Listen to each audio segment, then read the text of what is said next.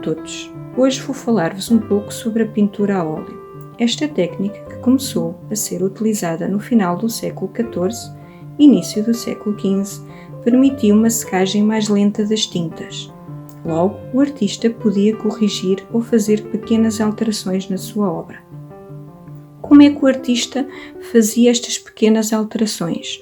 Utilizando uma espátula idêntica a esta, sendo que estas extremidades eram mais arredondadas para quando estivesse a raspar a tinta não danificar a tela. A pintura a óleo era também caracterizada pelo brilho que conferia ao acabamento da obra, e esta característica era conseguida através do brilho e transparência dos próprios pigmentos. Portanto, podemos ver aqui a luminosidade e a dita transparência que confere a este género de pintura. Mas também tinha algumas desvantagens. O escurecimento das cores, assim como o amarelecimento da tela com o decorrer do tempo. No que se refere ao suporte deste género de pintura, no início eram utilizadas tábuas de madeira, não umas madeiras quaisquer, mas sim madeiras nobres, como o carvalho. Entretanto, o artista passou a utilizar a tela. Era ele que fazia as suas próprias telas, como criando uma estrutura de madeira que variava consoante a dimensão da tela, portanto, era reforçada ou não nesta parte central, e depois era necessário cobrir esta estrutura com tecido, que poderia ser de algodão, como este, ou de linho. Este tecido era esticado sobre a estrutura de madeira e fixado com pregos de aço para não enferrujar. Era necessário agora selar a nossa tela. Porquê? Porque se vocês repararem, à contraluz, o tecido tem espaços entre os fios e é necessário fechar estes espaços. Como? No início, os artistas utilizavam a cola de animal, portanto davam primeiro na vertical, uma de mão, depois de seca voltavam a dar outra de mão, mas na horizontal. Para quê?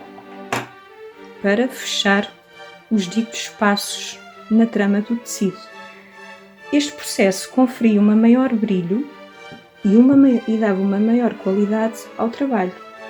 Vou falar-vos agora sobre as tintas.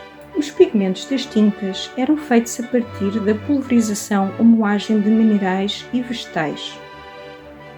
Temos aqui alguns minerais, o lápis lazuli, a turquesa, o cinábrio e entre outros. O pó daí resultante e depois de devidamente seco era conhecido como pigmento. Haviam lojas especializadas semelhantes a farmácias. Aliás, estas lojas também eram frequentadas por médicos que adquiriam substâncias medicinais para confeccionar os seus próprios medicamentos, onde os artistas também poderiam encontrar a matéria-prima para as suas pinturas. Portanto, cada artista tinha a sua própria fórmula, que costumava sempre mantê-la em segredo.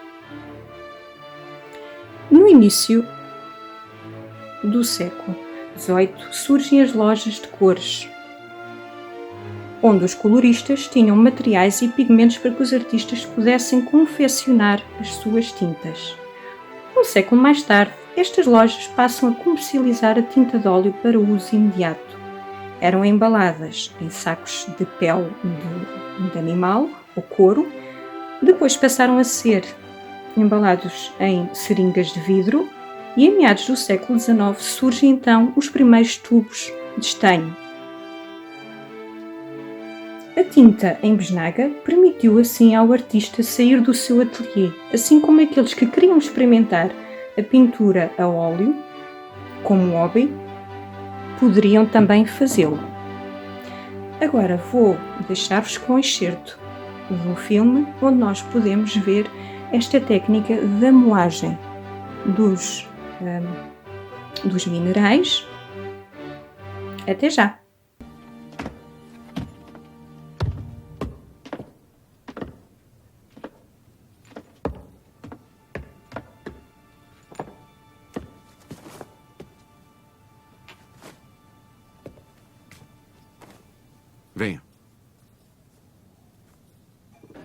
Isto é goma laca cor de rubi.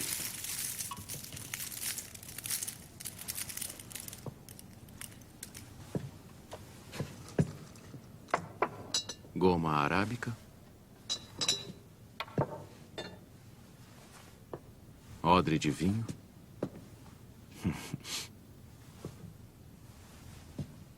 Vai produzir verdete. Malaquita.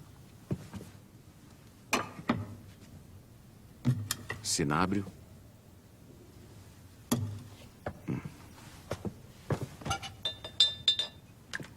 Isto é óleo de linhaça.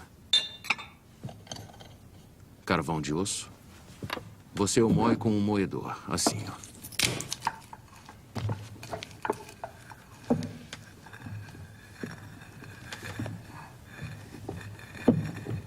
Pente.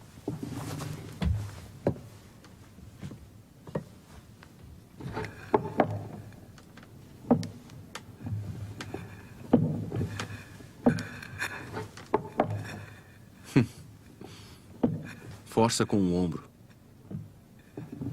Não. É assim.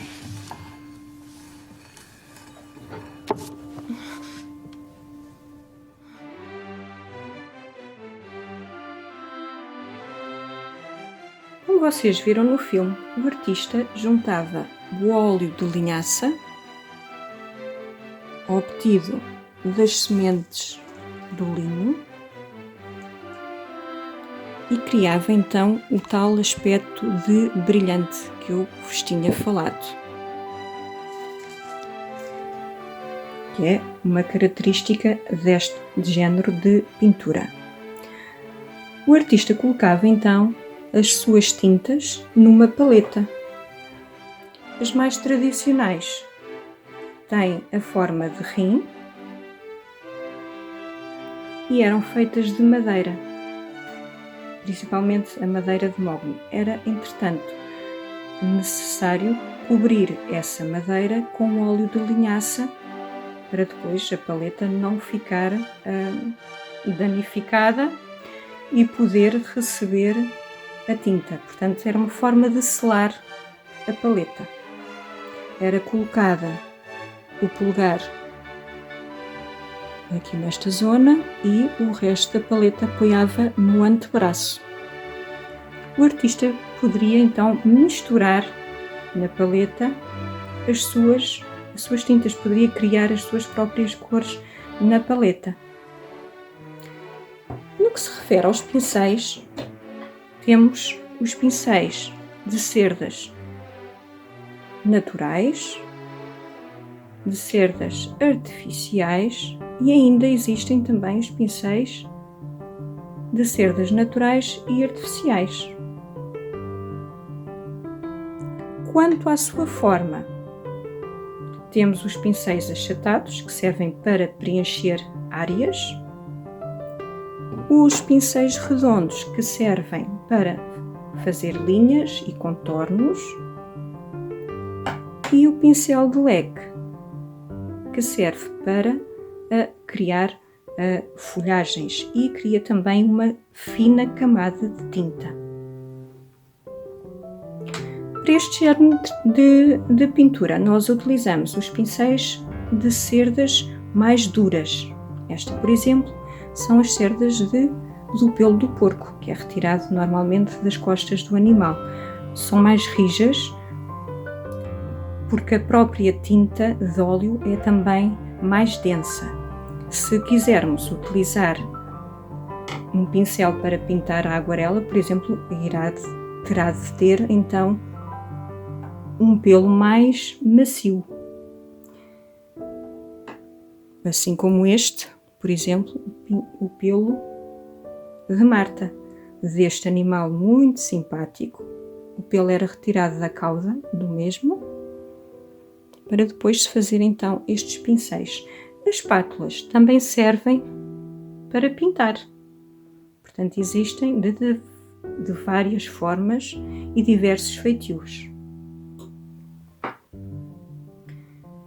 Termino esta apresentação convidando-vos a visitarem o Museu Municipal Leonel de Trindade e a conhecerem mais sobre este tipo de pintura.